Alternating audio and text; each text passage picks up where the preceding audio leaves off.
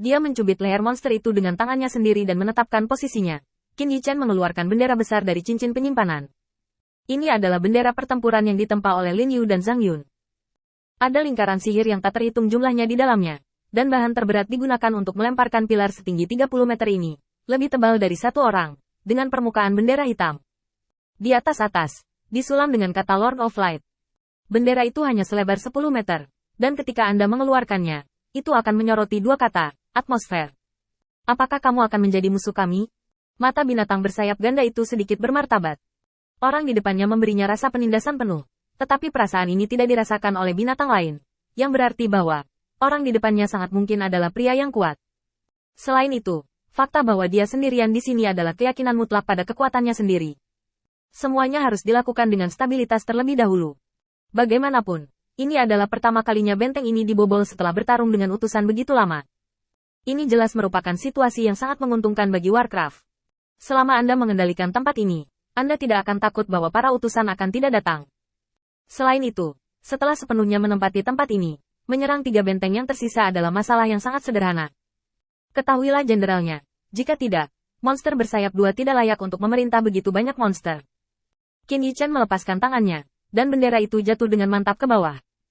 Dengan raungan, bendera ditanam di atas benteng, dan bendera hitam bergerak bersama angin. Qin Yichen tersenyum. Lawanmu sekarang adalah kuil penguasa cahaya. Saat suara Qin Yichen jatuh, 2 binatang buas tiba-tiba bergegas keluar. 1 binatang buas menyerbu dari depan, dan binatang buas lainnya mencari peluang dari samping. Ini hanya tes awal. Qin Yichen tidak berniat mundur. Warcraft, hal ini akrab baginya. Ada seorang pria gemuk yang cukup mahir dalam Warcraft. Pemahaman Qin Yichen tentang Warcraft jauh melampaui orang biasa. Yang terpenting adalah Qin Yichen memiliki cukup sarana untuk menghadapinya. 1 langkah ke depan, seolah-olah aliran cahaya melintas, hanya menyisakan cahaya putih panjang di langit, dan tatapan bingung monster itu. Dia menyaksikan tubuhnya jatuh ke tanah, dan dunia di depannya mulai berputar. Di penggal kepalanya hanyalah sebuah gerakan. Warcraft bersayap 2 merasakan tekanan yang tidak dapat dijelaskan. Dia menatap Qin Yichen dengan ekspresi serius. Pisaunya adalah pisau yang bagus. Dan teknik pisaunya juga bagus. Tapi aku penasaran bagaimana kamu melakukan ini.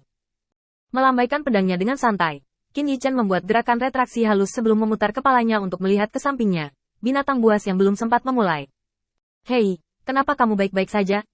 Dengan mengatakan itu, Qin Yichen berbalik dan melihat binatang itu, hanya untuk melihat tulang bersinar dengan cahaya perak di bawah kulit dadanya. Tahap pemurnian tulang? Mengatakan itu, Qin Yichen menoleh untuk melihat binatang bersayap 2 itu. Dan tiba-tiba sudut mulutnya sedikit terangkat. Terlepas dari kekuatan monster itu sendiri, mereka hanya akan dinilai menurut 4 tahap pemurnian darah, pemurnian kulit, pemurnian tulang, dan pemurnian ilahi. Ini adalah informasi yang baru saja dikumpulkan Qin Yichen dari ingatan Warcraft. Dan Warcraft bersayap 2 di depannya jelas tidak sebanding dengan Warcraft pemurnian tulang dalam hal status. Tapi sekarang, kesenjangan identitas di antara mereka terbalik. Jelas, ini adalah pemikiran Warcraft yang cermat. Qin Yichen tiba-tiba mundur selangkah, dan untuk sementara, arwah para monster yang hadir tegang. Tanpa dia, meskipun ada beberapa monster pada level pemurnian tulang dalam kelompok monster, mereka bukanlah barang pinggir jalan yang bisa ditemukan dengan santai. Binatang pemurni tulang ini adalah komandan pasukan binatang buas ini. Mungkin untuk beberapa tujuan menyembunyikan identitas aslinya. Sekarang kamuflase tidak berpengaruh, dan pikiran Qin Yichen menjadi sangat sederhana. Karena kamu tidak pandai bersembunyi di antara monster, maka aku akan menyuruhmu pergi. Dengan memutar, dia muncul di depan binatang pemurni tulang hampir seketika. Bilahnya melihat celah di antara tulang dan menebas lurus ke bawah. Banyu Hanmang melintas, dan binatang pemurni tulang itu menggertakkan giginya dan memegang pisau Qin Yichen. Tepat setelah melihat posisi pedang dengan jelas, ekspresinya sangat serius. Ilmu pedang yang bagus, sepertinya pertempuran di sini tidak begitu membosankan. Dia tiba-tiba mengulurkan tangannya, dan gerakannya sangat cepat sehingga bahkan ada gelombang udara panas di udara. Hanya menjangkau untuk menyerang, mengandalkan tubuh fisik, ada kekuatan yang begitu menakutkan. Jelas, pihak lain bukanlah hal yang sederhana. Qin Yichen mengelak dan menghindar, dengan sosok yang sangat lincah, seperti burung layang-layang terbang. Dia berbalik ke udara dan mendarat dengan mantap. Qin Yichen mengayunkan pedang ke sisinya, dan aura tiba-tiba naik, seolah-olah segala sesuatu di sekitarnya langsung ditarik menjauh dengan jarak puluhan ribu meter, hanya menyisakan dia dan monster itu. Di depannya, saling memandang. Mata Qin Yichen berangsur-angsur berubah dari sengit menjadi tenang. Kali ini, untuk memberikan kepercayaan kepada orang-orang yang percaya di kuil penguasa cahaya, Dan untuk memberikan kemenangan kecil kepada semua orang di Mahkamah Agung, Qin Yichen datang dengan tekad untuk menunjukkan semua keterampilan tata geraha. Pisau adalah cara terkuat Qin Yichen saat ini. Mengikuti arus, memanfaatkan situasi, tampaknya setiap bagian tubuh memiliki kecocokan yang tidak dapat dijelaskan dengan pisau. Ini bukan hanya tangan dan kaki yang Athena lakukan setelah membentuk kembali tubuhnya, tetapi juga karena semua yang dia lakukan terlahir untuk pisau. Mengambil pisau berarti Qin Yichen telah mengeluarkan semua kekuatannya. Dengan begitu banyak binatang, Qin Yichen tidak berani ceroboh dengan alasan bahwa di medan perang ini, ada ksatria puncak yang tak terhitung jumlahnya di sisi lain, dan binatang buas memiliki keunggulan mutlak atas utusan ilahi. Pisau ini, jika seri, kamu dan aku akan bersiap secara terpisah dan bertarung lagi besok. Jika aku kalah, spanduk ini dan kuil penguasa cahaya tidak akan pernah ikut campur dalam pertempuran antara kamu dan para dewa. Tentu saja, jika kamu kalah, aku akan memberimu 2 jam untuk mundur. Jika tidak, jangan salahkan aku karena kehabisan uang. Ambil tempat ini juga. Binatang pemurni tulang itu mengangkat tangannya untuk menghentikan kegelisahan bawahannya.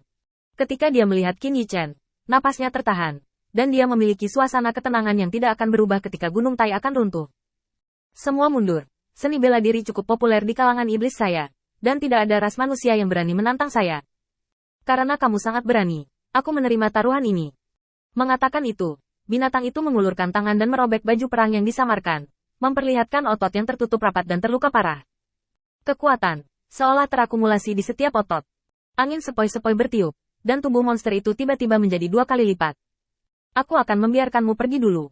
Sudut mulut Qin Yichen sedikit terangkat. Itu jelas merupakan angan-angan baginya untuk berurusan dengan kelompok binatang ini sendirian, dan pertempuran adalah hasil terbaik yang diinginkan Qin Yichen. Bila yang dia pegang dengan erat berputar perlahan. Di mata Qin Yichen, setiap struktur tubuh binatang itu sangat jelas. Pemurnian tulang bisa disebut kekuatan tertinggi di antara iblis, dan metode retaknya sangat sederhana. Celah. Sambil memastikan bahwa otot lawan dapat dipotong, juga sulit untuk memastikan akurasi penuh.